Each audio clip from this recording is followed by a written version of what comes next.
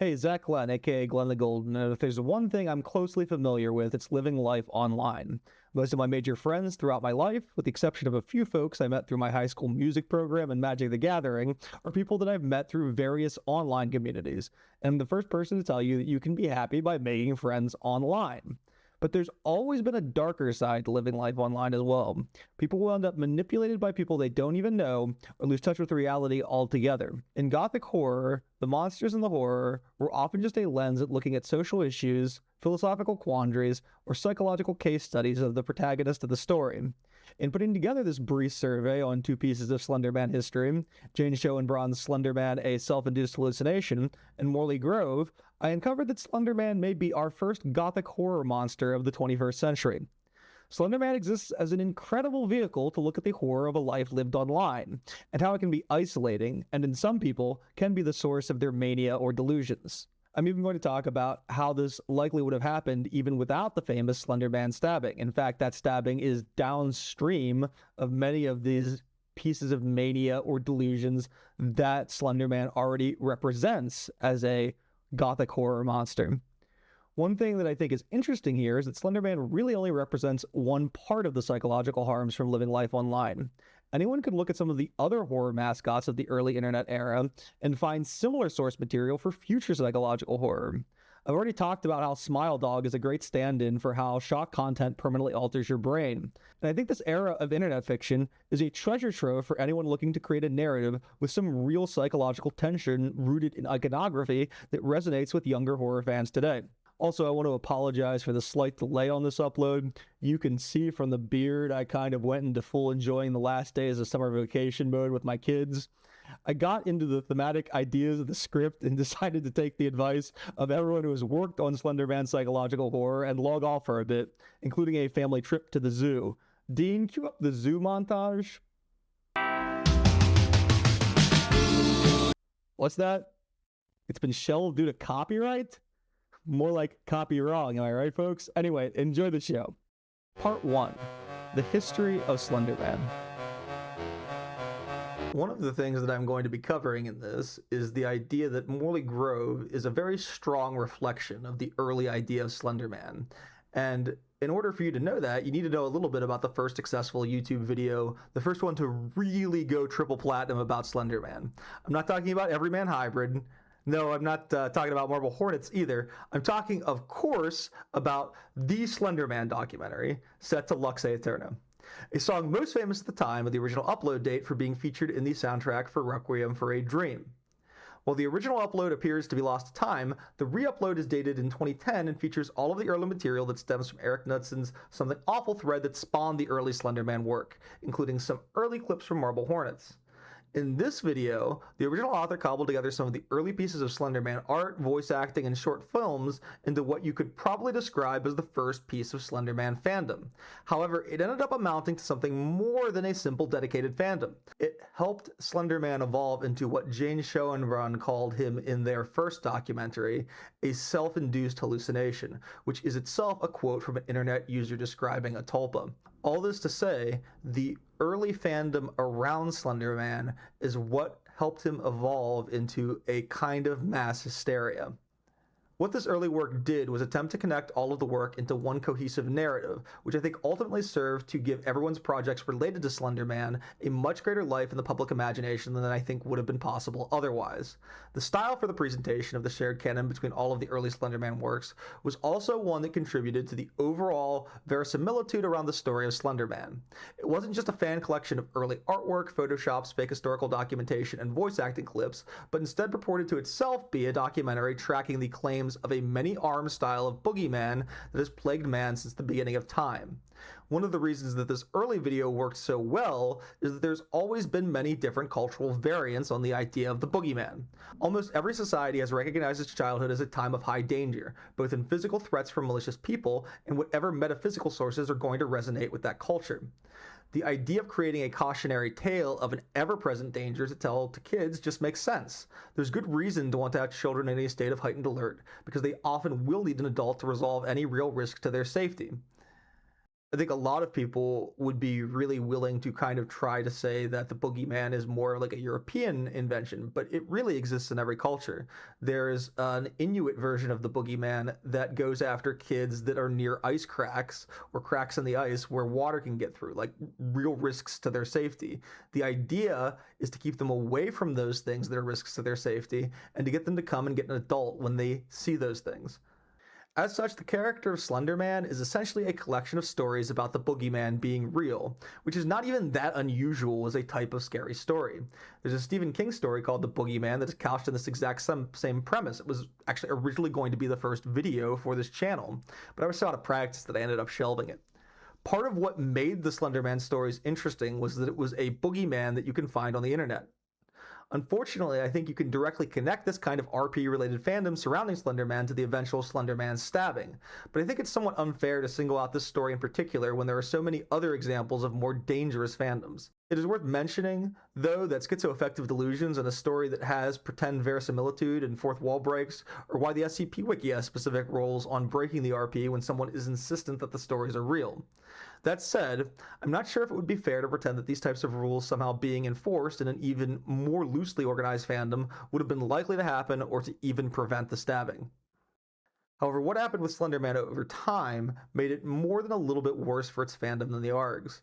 As Schoenbrun covers in their documentary, ideas made popular about thought forms, which are mental thoughts made physical reality, you may have heard them called tulpas or egregores in other corners of the internet, took root in the community and convinced some people within that community that despite its origins in a Photoshop contest, that the Slenderman had become a very real entity.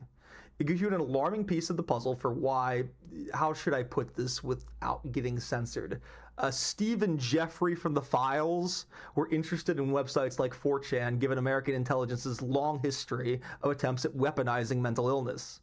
What sets the early Slenderman stories apart from other iterations of the boogeyman as a real entity is that these earliest fan works were all part of a kind of shared metafictional text that is in and of itself a bit like a light ARG. It's my personal belief that this quality of the storytelling is why web series like Marble Hornets often ended up leaning far more into the ARG element than the storytelling element in a way that I think ended up sometimes diluting the narratives. I think part of why I was impressed with the Walton Files when I gave that a watch recently on this channel is that the creepypasta, I'm turning Canadian, creepypasta adaptations from when I had recently become an adult, done by people around my age, rarely showed much growth from their creators that resulted in significantly better version of what was being initially produced. I feel like a good deal of the Obama-era attempts at creating horror art were more interested in finding an audience through interesting gimmicks than practicing their fundamentals. And while I don't think that's necessarily true of something like Marble Hornets, I think it's certainly true of something like Abandoned by Disney.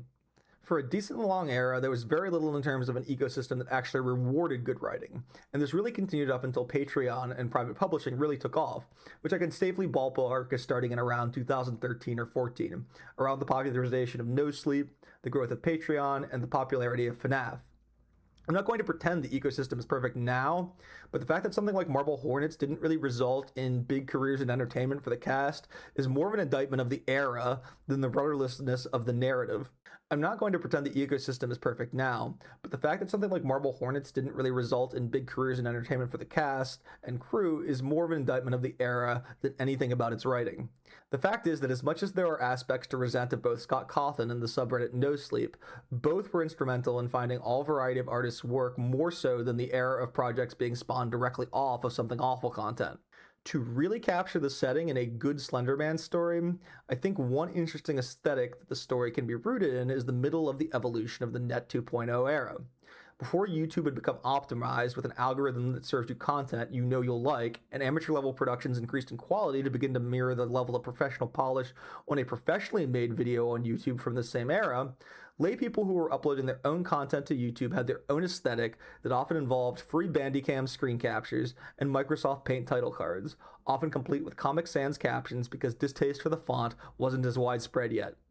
The videos in Morley Grove have the exact same Bandicam recorded video footage as was typical of the time period when Slenderman was first becoming popular on the internet. By thinning the barrier between audience and participant, many of these early scary stories could give the reader or viewer the sense of being in danger in a way that feels much more real than traditional fiction.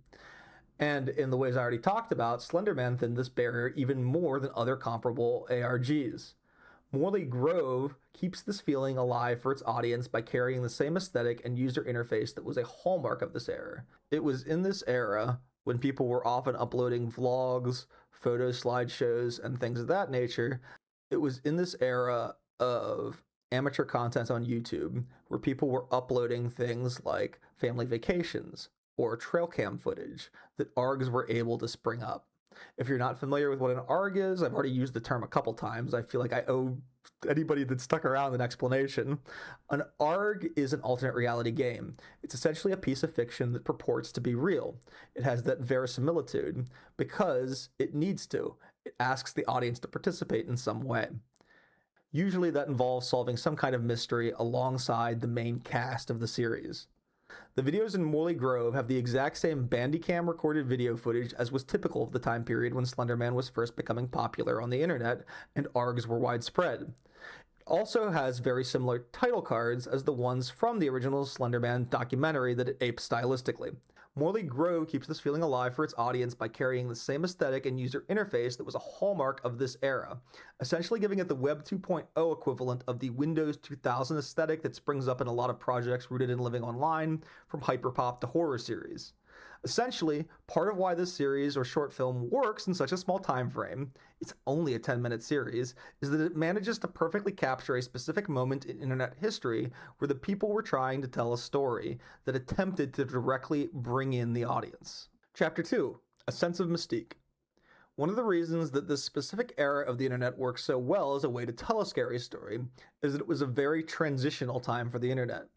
We were in between two time periods, one where your online interactions were coming from IRC chat rooms and browsing of websites with no real centralized hub into message boards, and later an internet cordoned off by several large corporations that control much of the online space today. In that kind of liminal buzzword time period of the internet's existence, there was a general feeling that you could find almost anything on the clearnet, much like the reputation that Tor websites and the darknet have now.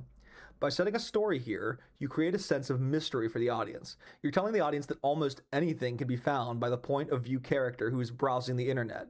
And that's not the only way that Morley Grove tries to serve the viewers a sense of mystery as one of its core themes. Chapter 2, A Sense of Mystique. One of the ways that Morley Grove cultivates its sense of mystique is with a debate that was raging on in social media spaces recently about redacting information in horror videos or horror art.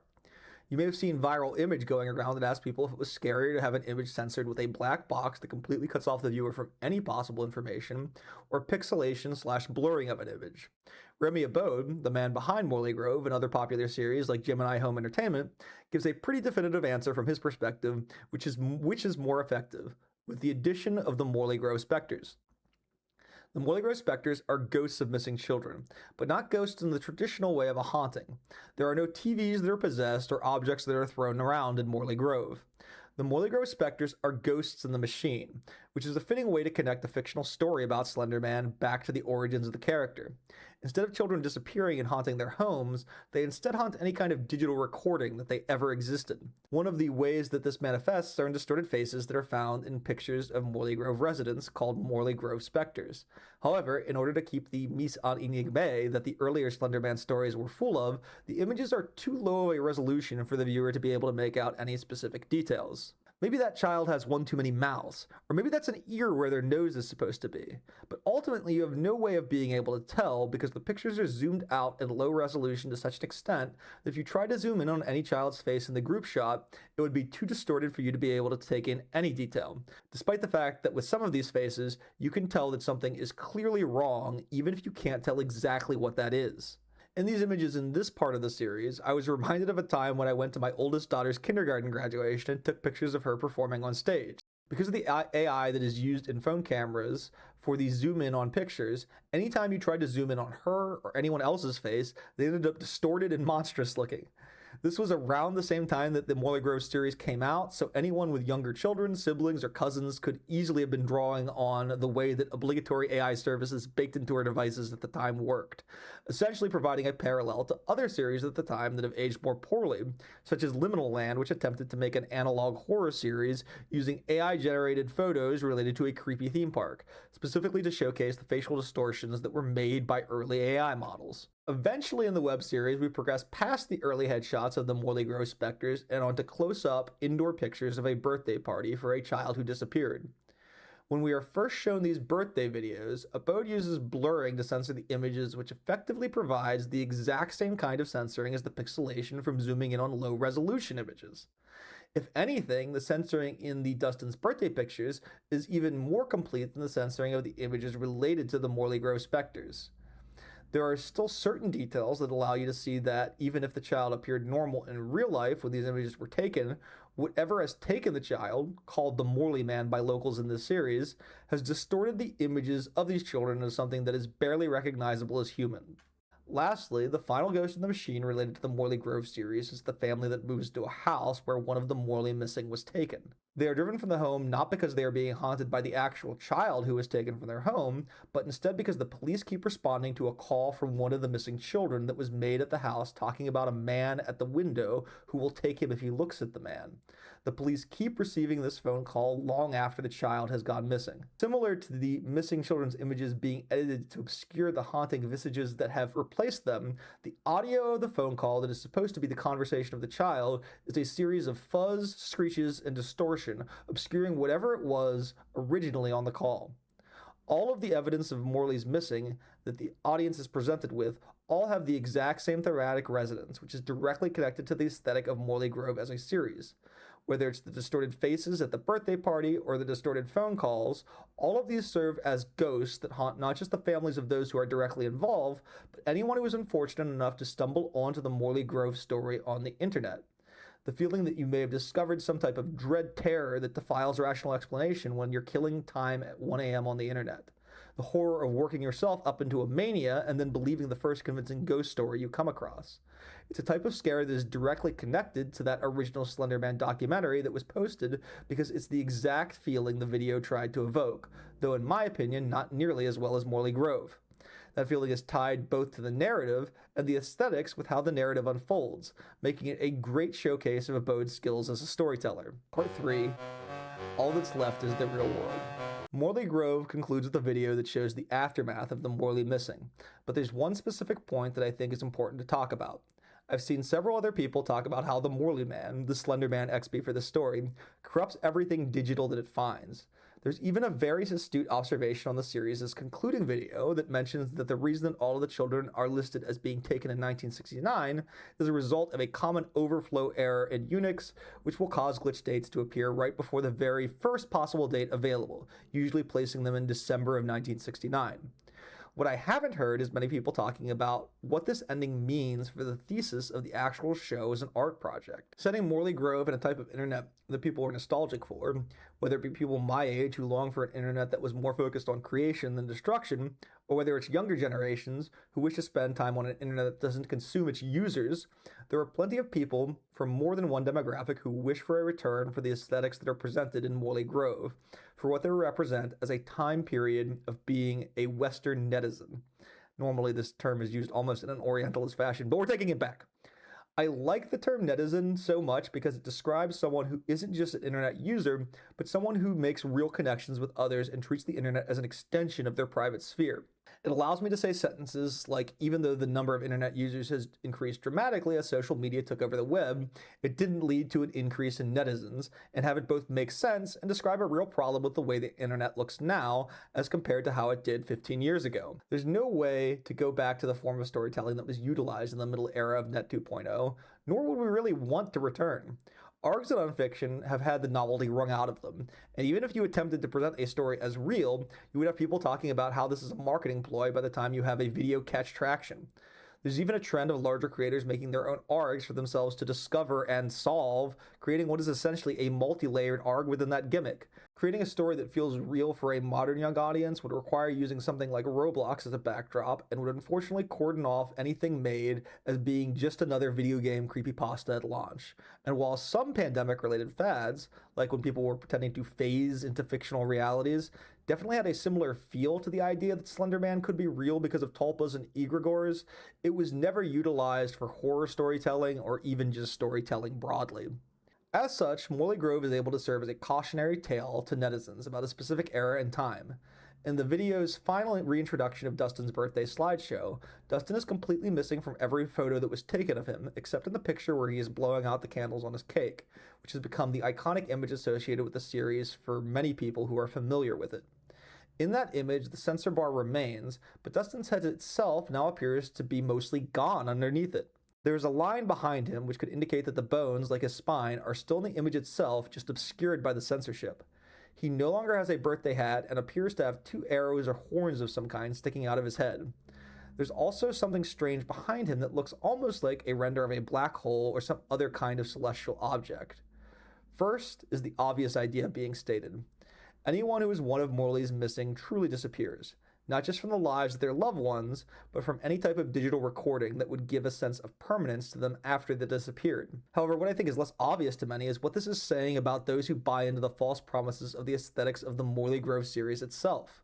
There were no greener pastures where the internet was a better place, and despite how we'd like to remember it, many of the communities that formed in the rough time period that the series' aesthetics are rooted in were often insular and cliquish. The internet is forever is something that has been often drilled into everyone's head if they spent a good amount of time online, but Morley Grove looks back on a bygone era of the internet and asks, is it really?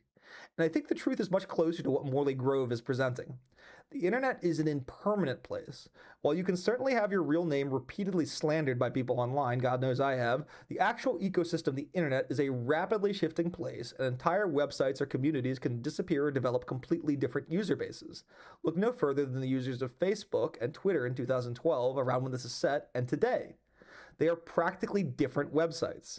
The only permanence comes from the people's lives forever changed in the real world by the Morley man who kidnaps their children, just like how the only permanence to living a life online comes from building real connections with people outside of the websites you use, the fandoms you belong to, and the content you consume. That's it for me for this one.